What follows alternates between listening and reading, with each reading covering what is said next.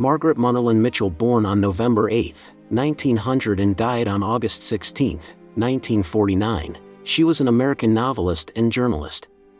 Mitchell wrote only one novel that was published during her lifetime, the American Civil War-era novel Gone with the Wind, for which she won the National Book Award for Fiction for Most Distinguished Novel of 1936, and the Pulitzer Prize for Fiction in 1937.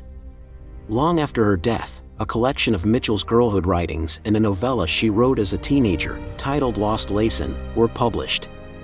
A collection of newspaper articles written by Mitchell for the Atlanta Journal was republished in book form.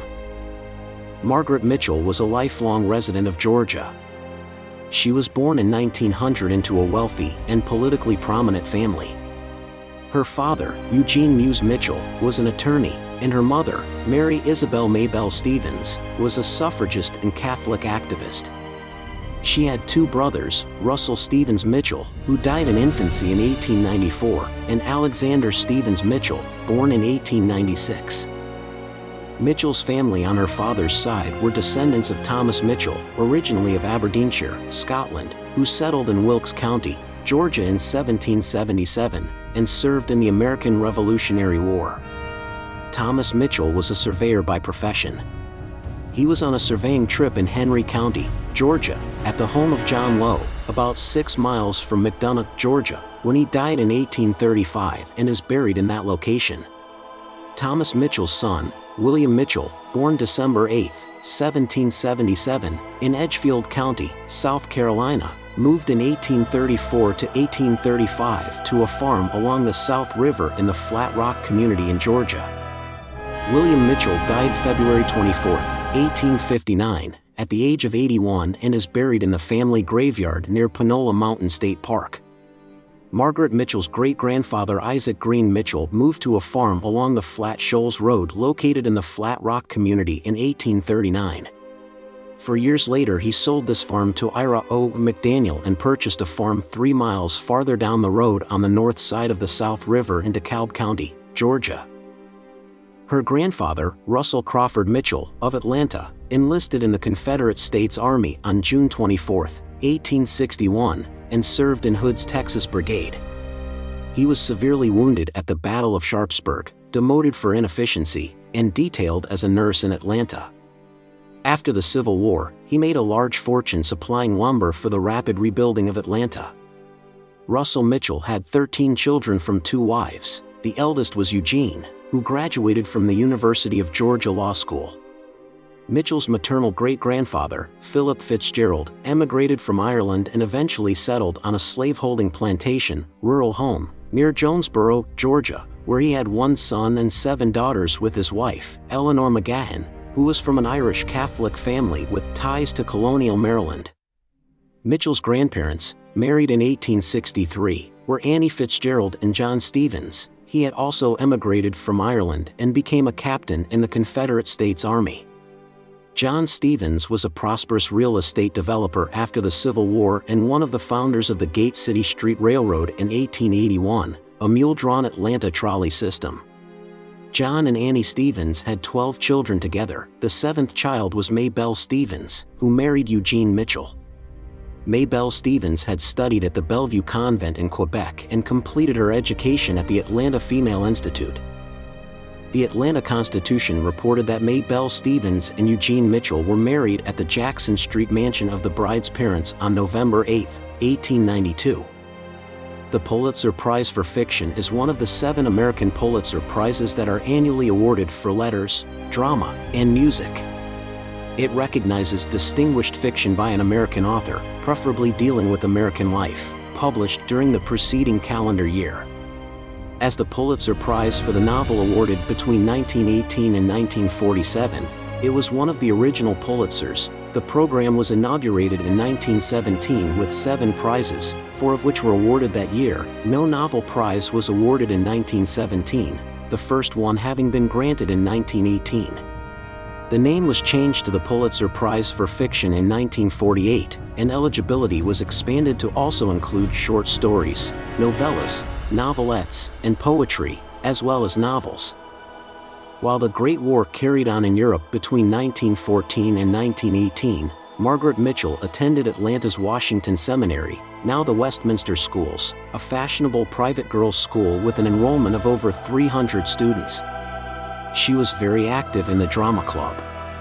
Mitchell played the male characters, Nick Bottom in Shakespeare's A Midsummer Night's Dream and Lancelot Gobbo in Shakespeare's The Merchant of Venice, among others.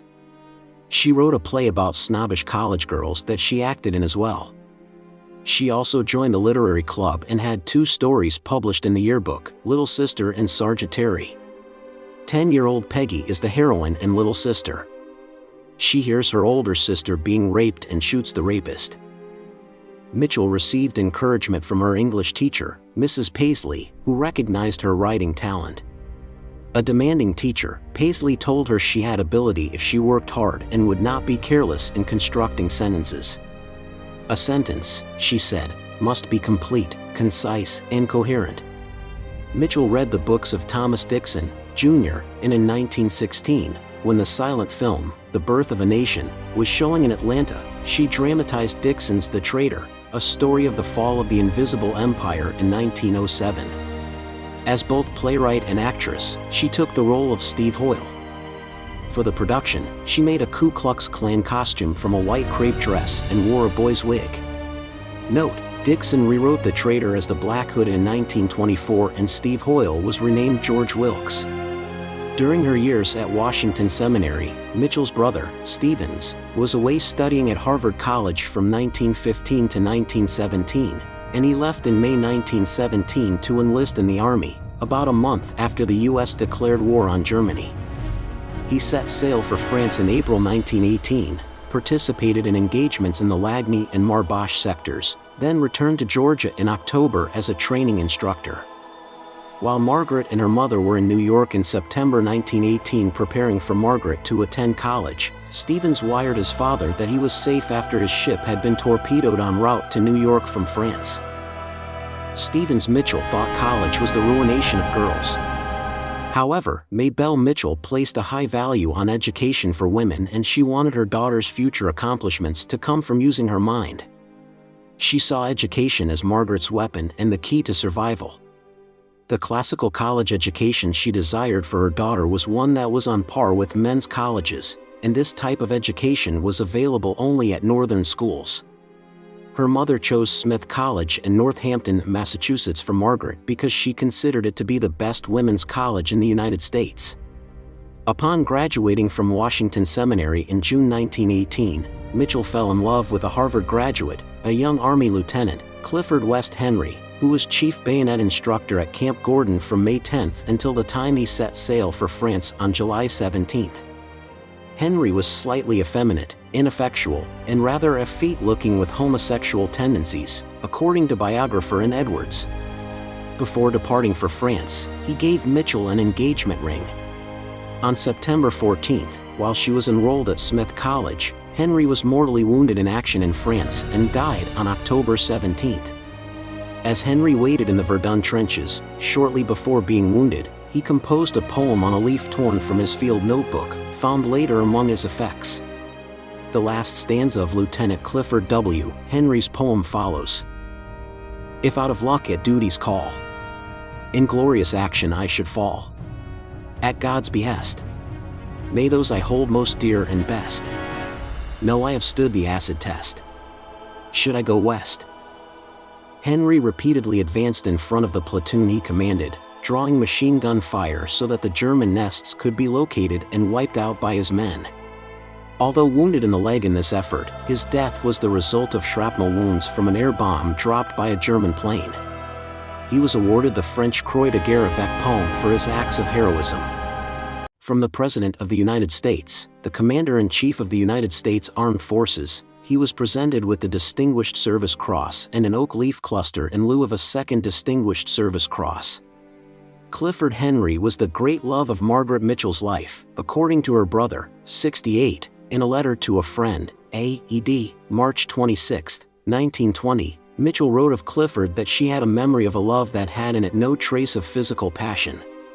Mitchell had vague aspirations of a career in psychiatry, but her future was derailed by an event that killed over 50 million people worldwide, the 1918 flu pandemic. On January 25, 1919, her mother, Maybelle Mitchell, succumbed to pneumonia from the Spanish flu. Mitchell arrived home from college a day after her mother had died. Knowing her death was imminent, Maybelle Mitchell wrote her daughter a brief letter and advised her. She was an average student at Smith College. Mitchell did not excel in any area of academics. She held a low estimation of her writing abilities. Even though her English professor had praised her work, she felt the praise was undue. After finishing her freshman year at Smith, Mitchell returned to Atlanta to take over the household for her father and never returned to college. In October 1919, while regaining her strength after an appendectomy, she confided to a friend that giving up college and her dreams of a journalistic career to keep house and take her mother's place in society meant giving up all the worthwhile things that counted for nothing. In April 1922, Mitchell was seeing two men almost daily. One was Berrien, Red, Kinnard Upshaw from March 10, 1901 to January 13, 1949, whom she is thought to have met in 1917 at a dance hosted by the parents of one of her friends, and the other, Upshaw's roommate and friend, John Robert Marsh, October 6, 1895 to March 5, 1952. A copy editor from Kentucky who worked for the Associated Press, and Upshaw was an Atlanta boy, a few months younger than Mitchell, whose family moved to Raleigh, North Carolina in 1919. He was appointed to the United States Naval Academy, but resigned for academic deficiencies on January 5, 1920. He was readmitted in May, then 19 years old, and spent 2 months at sea before resigning a second time on September 1, 1920. Unsuccessful in his educational pursuits and with no job, in 1922 Upshaw earned money bootlegging alcohol out of the Georgia mountains. Although her family disapproved, Peggy and Red married on September 2, 1922. The best man at their wedding was John Marsh, who would become her second husband. The couple resided at the Mitchell home with her father. By December the marriage to Upshaw had dissolved and he left. Mitchell suffered physical and emotional abuse, the result of Upshaw's alcoholism and violent temper. Upshaw agreed to an uncontested divorce after John Marsh gave him a loan and Mitchell agreed not to press assault charges against him. Upshaw and Mitchell were divorced on October 16, 1924. During this time, Mitchell left the Catholic Church and became an Episcopalian. On July 4, 1925, 24-year-old Margaret Mitchell and 29-year-old John Marsh were married in the Unitarian Universalist Church. The Marshes made their home at the Crescent Apartments in Atlanta, taking occupancy of Apartment 1, which they affectionately named the Dump, now the Margaret Mitchell House and Museum. Margaret Mitchell was struck by a speeding motorist as she crossed Peachtree Street at 13th Street in Atlanta with her husband, John Marsh, while on her way to see the movie A Canterbury Tale on the evening of August 11, 1949. She died at age 48 at Grady Hospital 5 days later on August 16 without fully regaining consciousness. Mitchell was struck by Hugh Gravitt, an off-duty taxi driver who was driving his personal vehicle.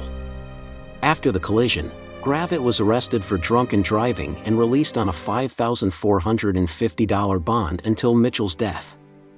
Gravitt was originally charged with drunken driving, speeding, and driving on the wrong side of the road.